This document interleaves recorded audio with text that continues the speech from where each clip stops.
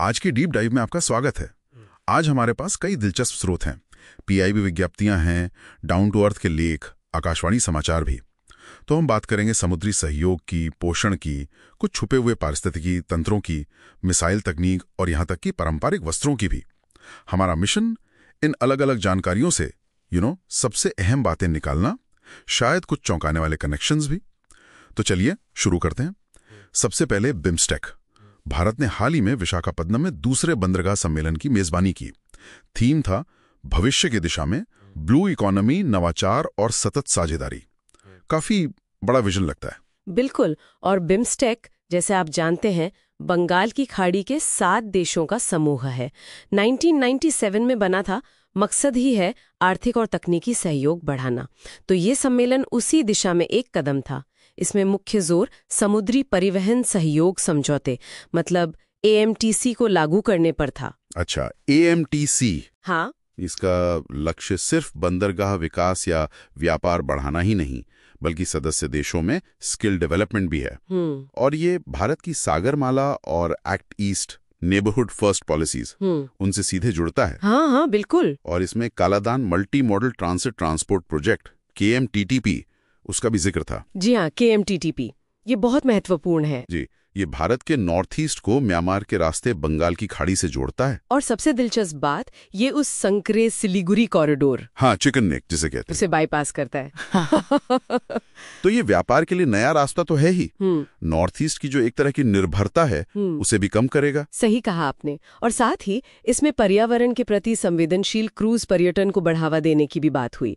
और मुंबई में एक बिम्स्टेक सतत समुद्री परिवहन केंद्र खोलने की भी। अच्छा, मुंबई में? जी, ये केंद्र policy coordination, green energy transition, digital innovation, इन सब पर फोकस करेगा। तो कुल मिलाकर आप देख सकते हैं कि क्षेत्रीय कनेक्टिविटी और सस्टेनेबल डेवलपमेंट पर कितना ध्यान है। कनेक्टिविटी और विकास की बात चली है तो अगला आंकड़ा थोड़ा ध्यान खींचने वाला है। विश्व में खाद्य सुरक्षा एवं पोषण की स्थिति यानी SOFI 2025 रिपोर्ट कहती है कि वैश्विक भुखमरी थोड़ी कम तो हुई है, 763 मिलियन, लेकिन SDG 2 शून्य भुखमरी वो अभी भी क्या कहते हैं दूर की कोड़ी लगता है। हाँ, बिल्कुल। और भारत के लिए ये रिपोर्ट एक बहुत ही जटिल तस्वीर पेश करती है। इसे आप पोषण विरोधाभास कह सकती हैं। पोषण विरोधाभास कैसे? देखिए, एक तरफ तो अल्पपोषण कम हुआ है, अब 172 मिलियन लोग हैं, ये अच्छी बात है।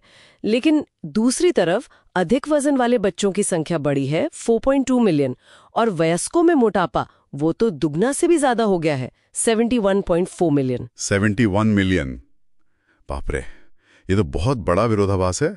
मतलब एक तरफ कुपोषण, दूसरी तरफ मोटापा। जी हाँ, और ये एक अहम सवाल उठाता है, क्या हमारी आर्थिक प्रगति अनजाने में ही स्वास्थ्य की नई चुनौतियां ला रही हैं? ऐसी चुनौतियां जिन्हें शायद पारंपरिक पोषण योजनाएं पूरी तरह एड्रेस नहीं कर पा रही हैं। ये वाकई सोचने वाली बात है। रिपोर्ट में बच्चों में वेस्टिंग का भी जिक्र है। हाँ, वेस्टिंग यानी ऊंचाई के अनुपात में कम वजन। भारत में इसकी दर दुनिया में सबसे ज्यादा है, 18.7%। और स्टंटिंग यानी उम्र के हिसाब से कम लंबाई, वो भी एक बड़ी समस्या बनी हुई है, करीब 37.4 मिलियन बच्चे। चिंता की बात तो ये भी है कि रिपोर्ट कहती है लगभग 43% भारतीय वो स्वस्थ आहार अफोर्ड ही नहीं कर सकते। बिल्कुल।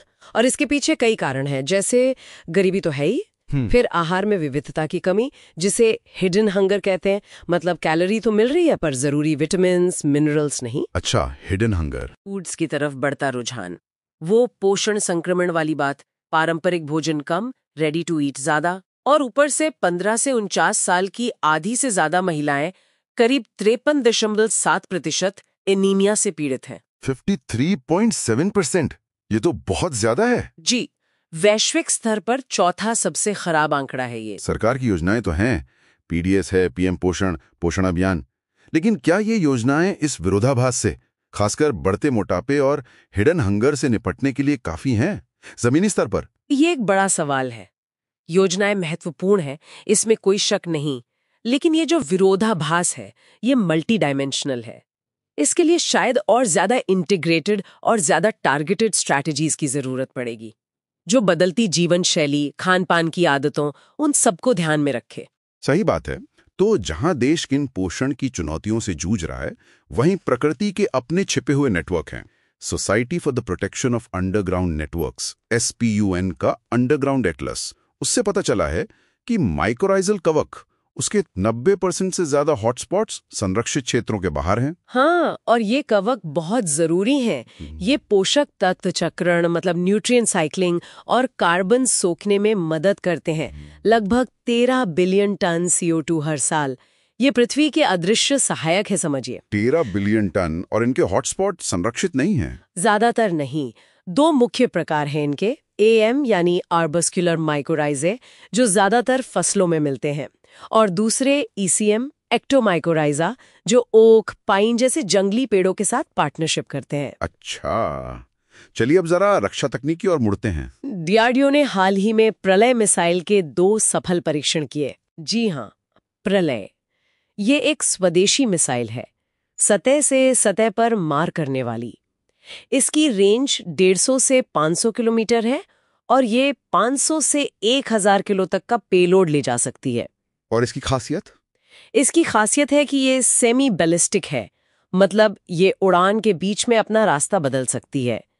इससे इसे ट्रैक करना और इंटरसेप्ट करना मुश्किल हो जाता है। अच्छा, तो ये काफी एडवांस्ड है। जी। रक्षा तकनीक से हटकर अब आते हैं हमारी सांस्कृतिक पहचान से जुड़ी एक चीज पर, पारंपरिक वस्त्र। प्रधानमंत्री जी ने पैठणी साड़ी के महत्व पर बात की। इसे महाराष्ट्र का महावस्त्र कहा जाता है। हाँ, पैठणी साड़ी।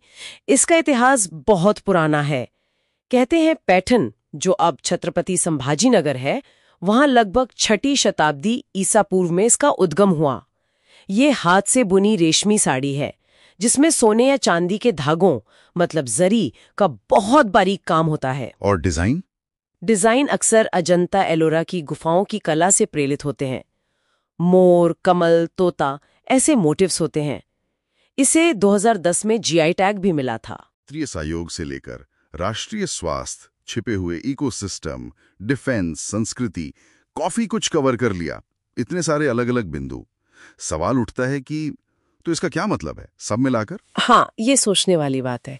एक अंतिम विचार, हमने बिम्स्टेक में कनेक्टिविटी पर जोर देखा, SOP रिपोर्ट में पोषण की जटिल चुनौतियां समझी, और माइकोराइजल कवक जैसे प्रकृति के छिपे हुए मददगारों के बारे में जाना। क्या इन अलग अलग दिखने वाले सिस्टम्स की आर्थिक, जैविक, सामाजिक, इनकी गहरी आपसी समझ, क्या ये हमें ज्यादा समग्र, ज्यादा टिकाऊ विकास रणनीतियों की ओर ले जा सकती है? ऐसी रणनीतियां जो टुकड़ों में न सोचे बल्कि इन इंटरकनेक्शंस पर ध्यान दें। शायद इन अलग अलग धागों को एक साथ बुनने में ही भविष्य की कुंजी छिपी हो। वाह, सोचने के लिए एक बेहतरीन बिंदु।